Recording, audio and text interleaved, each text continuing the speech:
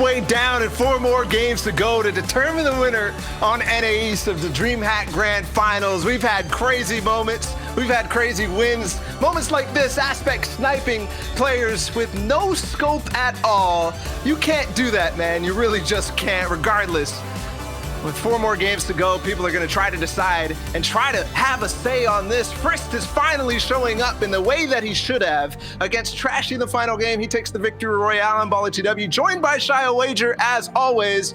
And we still have to see. There's still a lot up in the air because, again, the leaderboard is not expanding the way that I'm normally used to seeing, I guess. And it's because of the drops. You stay up in the air. Eventually, though, those boots touch the ground, and people are just dropping at so many different places over and over again, game to game. The halfway point, though, here is the actual result of that happening. The top 5 stretched all the way down to paper is kind of solidified. Not really changing. Dubs, though, has fallen out. Yes, and obviously due to the very misplay that he had against Bad Sniper in the bush. But we have to give some props to Stretch as we hop into this next game. He is starting to prove that he is somebody that we should be paying attention to when we say best solo player in NA East, because this has been a rise from the start of the FNCS Invitational to now to here in the grand finals of the first DreamHack Open. We'll see what the changes are in this game. It's different every time, which is the most unique thing, because I don't think I've seen it in any other major tournament so far. There was a 50-50 last time for Gage and the player who's landing up on the hill. This time, it's another 50-50 for his landing, but it's aim that will try to put him down. And yes, Shade will win the fight, will win the shots, will have the tracking to be able to lock it down. Clicks going back to Pleasant Park, but Commandment falling to a henchman. There is no way that is the way that Commandment is falling. All of a sudden, things are looking terrible for Commandment after he lost to Frist in the last game. Meanwhile, we see Muhammad picking up Rogue Shark, so he's gotten 3 elims now. He's changing pace, starting to speed up a little bit, starting to get the box like Fish meta going. Fish could get a little bit expired, a little bit stinky though if he tries to play it the same way every single time. You know how the authority goes. Business as usual though for Bad Sniper. He's getting beams out of the sky, cheeky eliminations where he doesn't even have to be build to build, box to box. I feel like this is one of the same bushes where he got dubs the last time. Yeah, it is. And you talked about how drops are why the volatility is right now, but if I see one more person get shot out of the sky today in the NA East Grand Finals, I might say that yes, drops are the...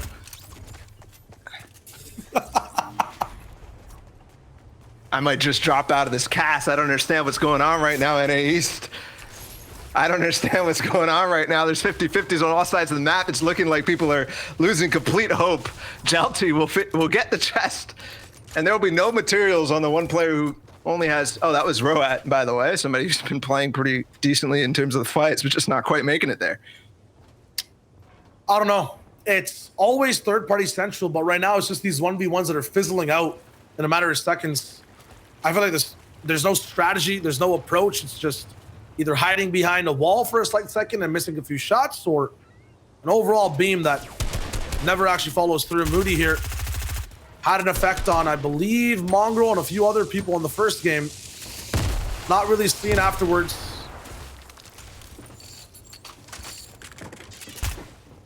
Versa, I'll continue to push the fact that he did come in 100th place. That's not going to stop him from getting straight into the box. But once again, another 50-50 in a house.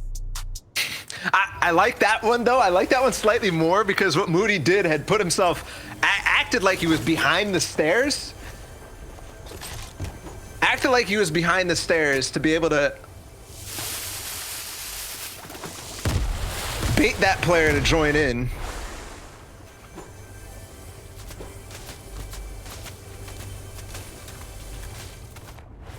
Dubs looks to be getting pressured from builds right now. And is he opening the chest through the floor in the vault? I think that's what just was happening. I'm pretty sure those were vault chests. But okay. Zexro will take out Iamzo. A little bit of ingenuity, I guess, from Dubs. He's the architect now. I mean, we've got fast reloads. We've got key cards to vaults we can't see, apparently. We also got Paper, who's in the top 5 next to Stretch, who's right beside him. And Stretch has been landing at Misty Meadows pretty much since the FNCS Invitationals. Pretty much since that, he has had, since he got his first taste of success, he's been continuing forward with it. Paper has gotten Benji Fishy in a little bit of a pinch besides Gabe, and he might actually be able to find 2 Elims right here, throwing the crash pad at Gabe to get him outside the box. Well played, but the shield is good enough. There's a shark looming too. He's gonna fire back. That's not enough. Gabe's still low HP. Finally, Paper takes him out, but he's gonna follow up on Benji. While the time was elapsed, Benji was healing up, so he's back up shield-wise. I think he had a mini and a big pot still. Gets the wall on the side. Benji down below. Nothing really to respond with the HP, but he gets knocked away with the shark. And there's the crash pad up in the sky. You gotta be careful, Benji. With the low HP, that's an easy tag to finish things off. And there it is. 1 wall in, but there's God Nades too. It could get 3 potential elims in the span of a couple minutes. Benji has now escaped. There's a boat in the mix as well. Those rockets slightly weaker, won't get the damage, but Spike now on top of boat, and then Benji leaving. Dubs also in a fight still against Builds, who started pressuring him earlier, and he has the vault key. But little did he know, Dubs has yoinked it. Dubs has pulled an Ocean 11. Doesn't have Ocean's loot though, so maybe that's why he's still here waiting around.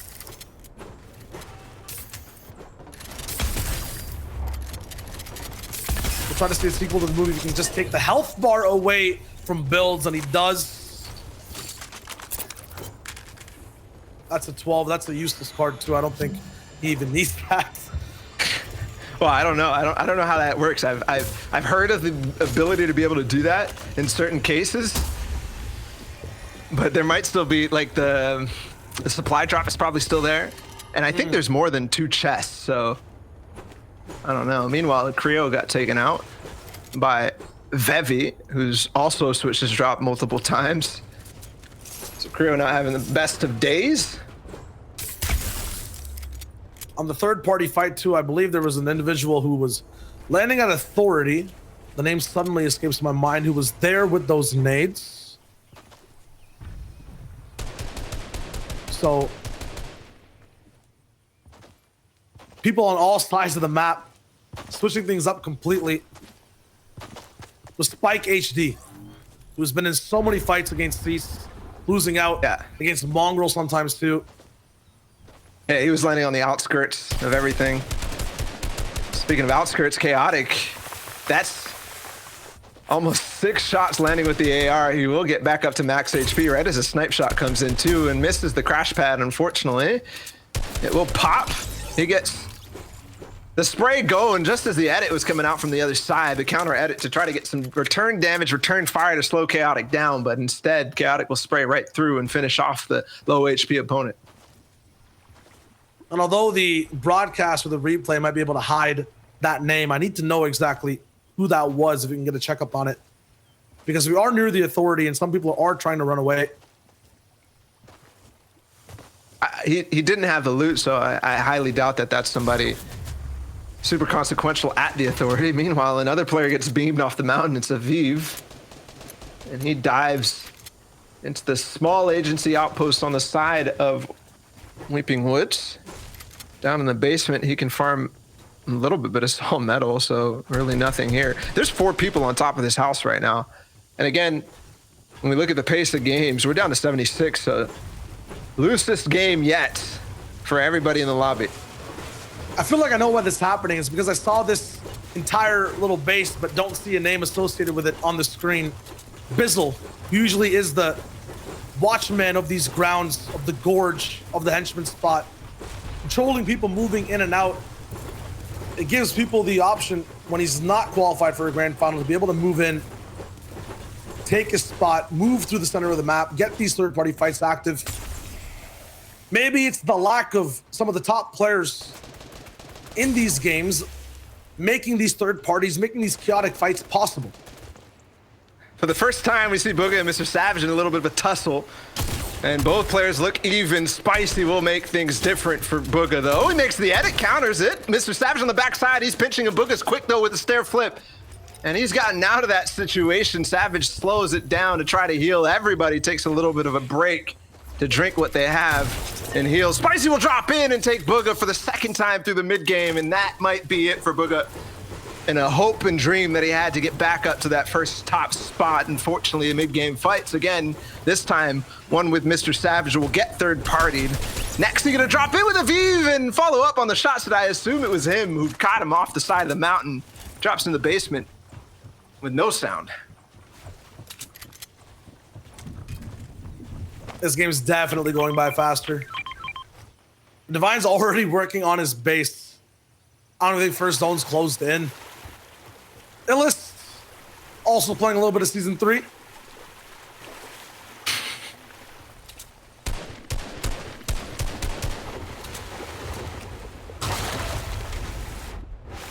Really playing season 3.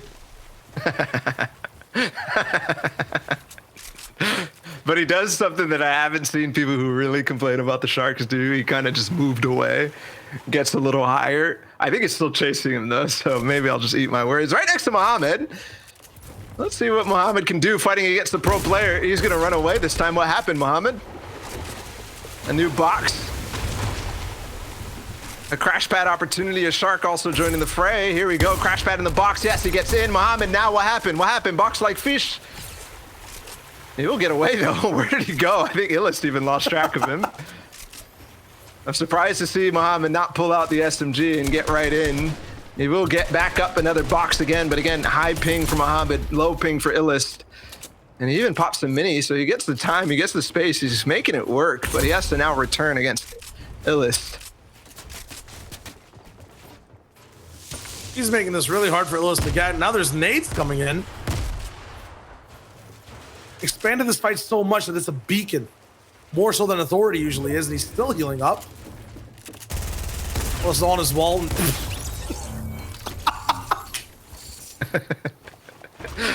So for anybody who doesn't know the story of Mohamed, by the way, it's definitely some of the, I guess, it's some good content on his Twitter feed. I'd recommend go checking him out. He posts so many clips of fights and has a lot of fun catchphrases that the community has been rallying around. I won't explain further, I'll just let you discover.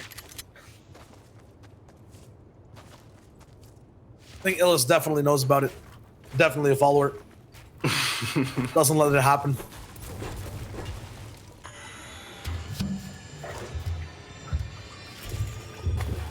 Dubs again was number 1 at one point on the leaderboard during these 8 games. This is the 5th one we're watching right now.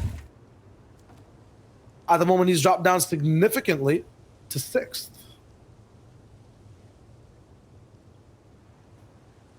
It's not too significant. Yeah, I He thought still it was has room to play. Yeah. Again, what I'm saying, like you fall into it right there. It's like people are not really pushing way above. I mean, the pace is actually pretty similar at the top for how it was in EU. We ended probably what, 340 points for first place. Actually, I can just open it up if I want to. But still, like that pace, that showing essentially, every time I look at the leaderboard, it feels like we should be higher, but maybe I'm just being stupid. It was 373 that ended for first place. Stretch is going to be on pace for that. So will Frisk. I feel it's just the way the first 2 games went, with the winners kind of dwindling off afterwards. It lets everyone else catch up. It gets people closer, and then Dub's missing a few games. There's such a high spotlight on Frisk, on Stretch, that even I forgot exactly where he started getting or finishing these games. He didn't get any points for the last one, taken out at 89th. We saw what happened there.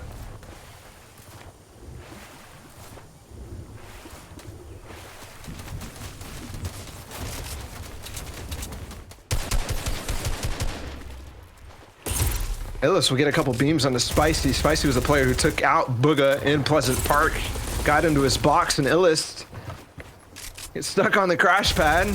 He goes up, but he's got the P90. Can phase in if he wants. He has the crash pad. He's in the box.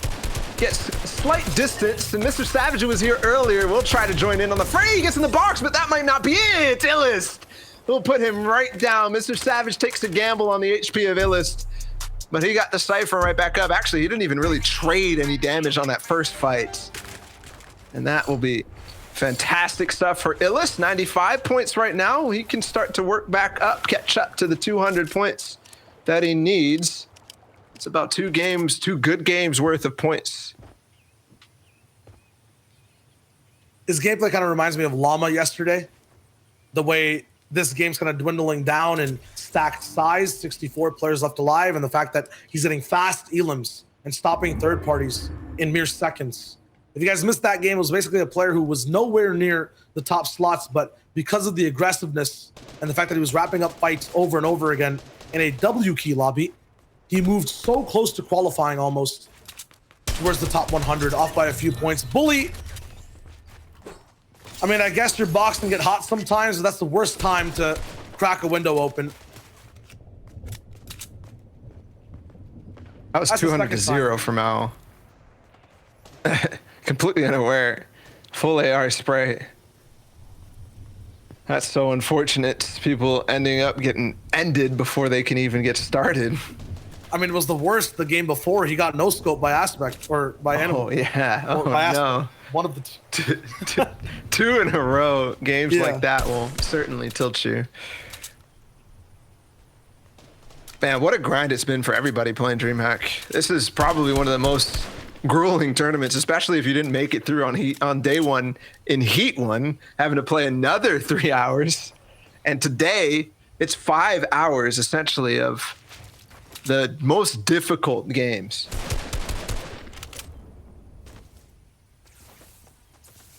Now Mongrel's finding new ways to get eliminations. Props to Mongrel, though. He's gone from basically 0 points in game 3 all the way now up to 47, starting to get a little bit, which is basically the same story you had on EU. Ended very, very much middle of the pack, top 50-ish somewhere, and now he's stuck in the zone, getting fired upon by Riftmole and possibly a couple others. Will hit a headshot snipe to end things off. Mongrel, his only chance was to get this spam stopped from one of these players so he could outbuild the other. The Storm was in 5-2. Even then, I don't think he had enough HP to run all the way back through and make it in time. Everyone has their bases. I think Divine is still in the same jaw spot he started at, that little henchman base beside Weeping.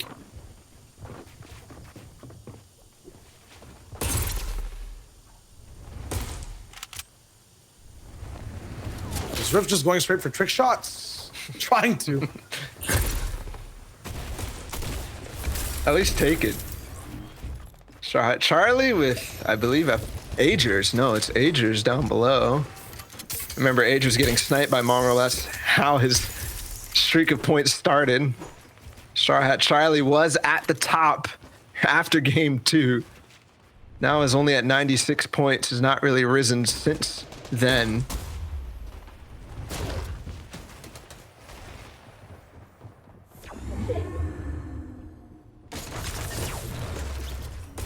I was about to say he's out of mats, waiting for that bounce back to come through, but he's completely taken out the pressure from Polarized, who I think started off the tournament with one really bad play, taking him out immediately from the game. I think a rush that didn't go according to plan. Tasten, too, taking out mid-game a lot, and Clicks obviously having that identity crisis, POI from POI. Finally made it through. His loot's actually looking really nice. The ammo count is there for endgame 2. This is what I was saying. When he comes out of Pleasant Park, it's pretty decent every time. Surprised to see him even trying to change things. Maybe just deciding he doesn't have the kit. Agers against Clarity. It's a phase through. Well read from Clarity G, and he will try to face through the box of cone. Has been replaced, and he will finish him off with an AR, but another player jumps in. It's Neff, and Neff will not even get that elim.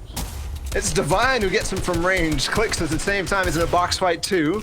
Things have heated up as we get onto this 5th zone. It's about to reveal, and players are going to slow down, but right now it's all cylinders firing off.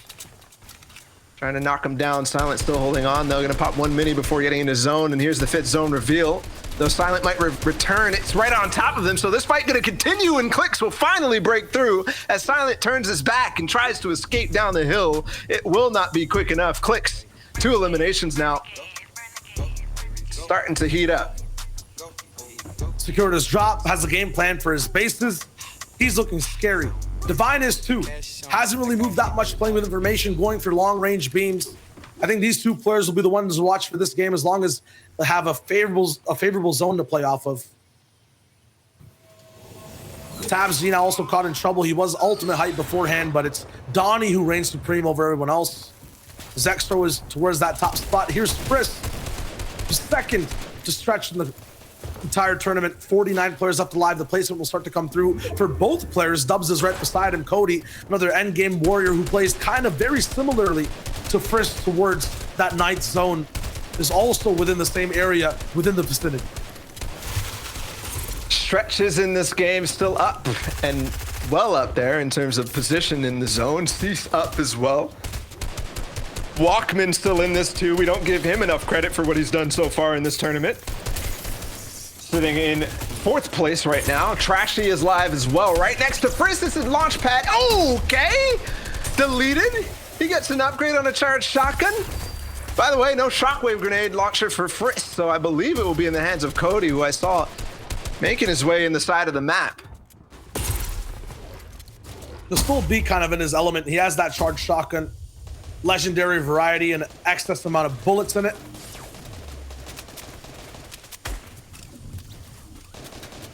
But here's another prepped POV. That's what Clix is looking at, 88 points. This could be the game where he's finally where he's meant to be. A solo player who dominated so hard during the World Cup, set the meta on how to play box to box, going for walls, keying towards these end games. I would say kind of a redemption arc overall for him. Remember, he didn't qualify for DreamHack Anaheim, so to be in the grand finals right now, this is a moment for him to really shine and break the bad feelings he had after not qualifying. Now though, there's a couple beams. We've seen him start to turn up a little bit with the shots that he's made. It's a launch pad across the zone, and he will land relatively high up. Still no shockwave launcher in sight, but I'm sure it's somewhere lurking. Benji Fishy's still up in this game. Dubs too. He's here, and he's going to be fighting. Clicks against Jaro. Oh, another player drops in the box. It's Trashy. This is a big fight. Clicks will start things off really well, and then the stairs. I think Trashy might edit out of that box, but we have to hold our breath. Yes, Clicks, perfect play. As the stairs flip, Trashy tried to get the jump on him, but Clicks knows best in these situations. Dub's still up with 1 elimination. This is his chance to regain control of this tournament. Yup, since Trashy's down, that's 3rd place taken out. Dubs is hippity hopping all the way past every build. Next to boxes though, can't really control the builds when he's in the air. But once again, stopping, looking back, textbook play that we always see every single season from players who are so good playing endgame. Degen cannot handle the pressure, and now Dubs is way up high in the sky. Clicks is ready though to drop straight down. It's a special, an unsuspecting player, an amazing NRG individual, goes straight down, lands the shot, follows up through, and this zone is dropping straight off a mountain. People need to hit the ground. But it's also coming right across that ravine, so they basically built a bridge now. Clicks has made it across, so is Dubs. C still has to make it a little ways up, but Stretch is stuck down below. Stretch is stuck down below, and I think he might not be able to make it up. The zone is starting to ellipse and eclipse them. I still don't see him going down in the zone, but that's such a big elim. If he can make it out right under Clicks right now, even going through his builds, he gets up and over. Finally, Dubs finds another one. Stretch too, there's a siphon for him. He's back in the game. And now it's Dubs stretching Clicks side by side. Cody controlling everything from up top. They're so close to each other, and we know what happens when these guys run out of builds. They go straight for each other's throats. Charges on tax time after time. Jelty taken out. Nani pushing forward, but Cody is taking things slow, waiting for these guys to fight each other first. And Cease has that grappler. He's still in this too. He's getting ahead of zone. We're down to 10. Clicks is still firing up, but no Mats, and he will be taken out. Cody now trying to fire upon Dubs. Stretch still in this too. These are a couple people who make things work. Cody again with the shockwave and the mythic charged shotgun. Last time he was here in this situation, he popped right off. But Cease also in this, getting 1 elim of his own. It's now top 6. Everyone has their divine spots. Cody is the one with control. Tayson finally finding his way into an end game. Kaiman, we saw how influential he could be when he finds shots. Finally, the zone moves. People are forced out of their corner. Cease is in the air, and Cody is not missing a single beam. Dubs is stopping Tayson from safety.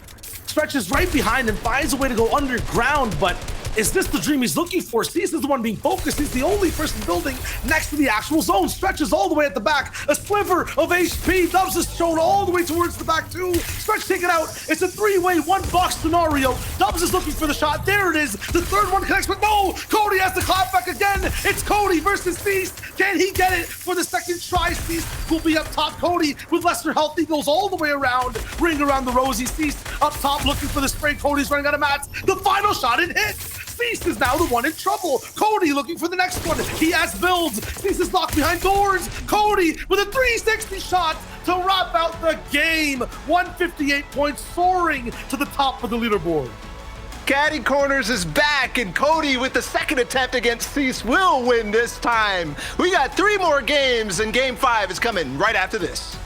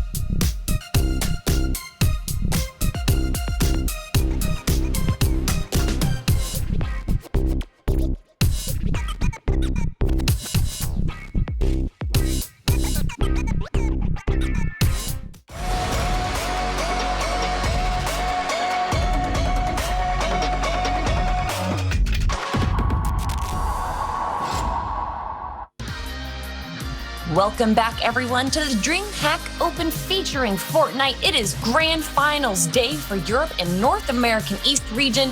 We've already seen our winner come out of Europe, that is Teak, but now we're trying to find our champion of the North American region.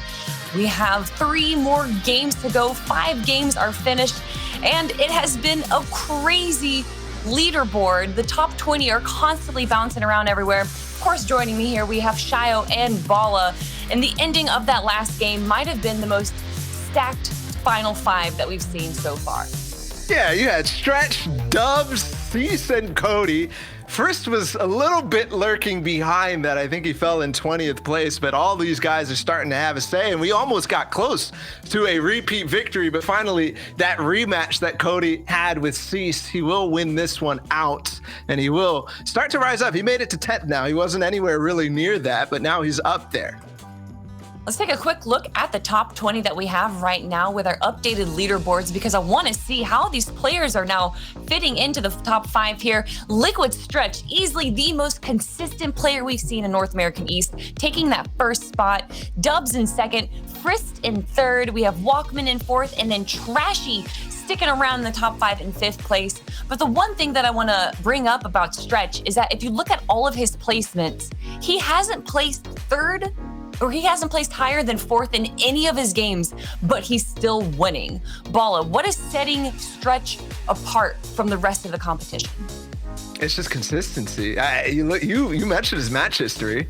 It might not be first, but it's top 5 pretty much every time. I think only one game is outside of the top 5 for Stretch. So he's making a run that is unmatched only from players like Janice on EU in the FNCS Invitational. That was pretty much similar, but Stretch is doing it here on NA. And a day that there's so much volatility and so much noise in a sense in these results, he's really shining bright. Shayo, anything that you want to add there from the top 20 that we got to see? I know that we have Cease, who's in 8th place, Divine in 7th, Paper in 6th, and I know chat wants to know where all their favorite streamers are placed in top 100. For me, it's a theme park. And right now you have to be a certain height to ride the biggest roller coaster, which is the top 5. I mean, Cease, his height is growing. Cody's right beside him. You know, these guys are going through changes in these years of their lives, but also Bucky is rising through the ranks. He's now in the top 20. We didn't see him there before. But seriously, to be able to contend and be up there, you have to be doing what Stretch is doing, what Dubs is doing, and it's either being consistent every game or getting more than 4 eliminations per game, which is so hard in the grand finals. Yeah, especially watching the end game of game number 5 there. In fact, let's pull up the highlights because I'm sure that ending is going to pop up. This was a pretty intense game. Bala, run me through what we saw. We saw a couple of really questionable early decisions. Gage, who has been fighting for that mountain, is going to lose the drop and lose out of the sky. Click started rolling a little bit in that beginning of that game, and he even went a little bit further. A bunch of snipes. I mean, there was a lot throughout this mid-game, but finally it started heating up in the end. Finally, we started seeing some consistency in this tournament. I mean, Mongrel was one to also just have strategies to get eliminations he wasn't really prepared for. Before it was snipes, afterwards it's storm fights, but it always leads to his demise before even that top 20 goes down. Here's that final play we saw from Cody. Last time it was literally identical, but mirrored with Cease on the top spot. Now let's pull up the drawing board real quick because I'm sure chat wants to jump into game number 6 as soon as possible. Ball, if I'm not mistaken, you mentioned something about Caddy's Corner during the end of the game there and how we finally get to see how Caddy's Corner is taking, you know, really seems to be leading the story of the game here. Do you still feel like that's true? It's a completely reversal from EU where it wasn't so much of an issue, but in NA we always have these spots be an issue. We have Frist and Commandment. I'm gonna try to lower my size of my dots right here. Frist and Commandment landing in the top spot, and then Cody kind of hanging in the bottom, and he's able to actually get Kit sometimes. And when that happens, they're both out of here. Frist usually lurks around a bit to try to make sure that he can grab the vaults, and then from there they go. But it's one of those two. It's either Cody or Frist, either one spot finding Kit. For me, it's not even Caddy Corner. It's this portion of the map. It's the central zone that is kind of out of control since a lot of the top players who usually control it have not qualified for the grand finals. Past it, though, depending on what game it is, we have people like Divine who are in control of this base on the right side, or complete chaos on the outer rotations from Lazy Lake on the side to the right over there. And on the top of everything, Authority kind of controls anyone trying to leave and go towards the northern part of the map from the circle. It's basically a toll gate, and you have to pay a big price to be able to walk through and survive. Is there a POI that you guys thought we would see more action that we're actually not during the grand finals? No, I think that the way these grand finals typically go is a lot of people playing fairly passive, and when you do control the POI, when you earn and garner respect, like players like Stretch have at Misty Meadows, things are smooth. They're sailing all the way without fighting at all. You recall so many different drop spots being that way, even places like the Grotto, which historically were very, very contested. When it comes to grand finals, there's respect. Shayo, going into game number 6 here, these players only have 3 games left to round out their scores and to see who can clinch first place. What's something that you want to see going into game number 6 that we haven't seen yet? I still, as I said last time, want to see a proper game plan and organization from a lot of players. That last game, during the mid game, during the early game, it was getting a lot more faster. Bala said it, it's getting loose. That being said, what I expect to see is more chaos, even more fights, and people not actually locking down certain strategies, but trying even more until that very last game.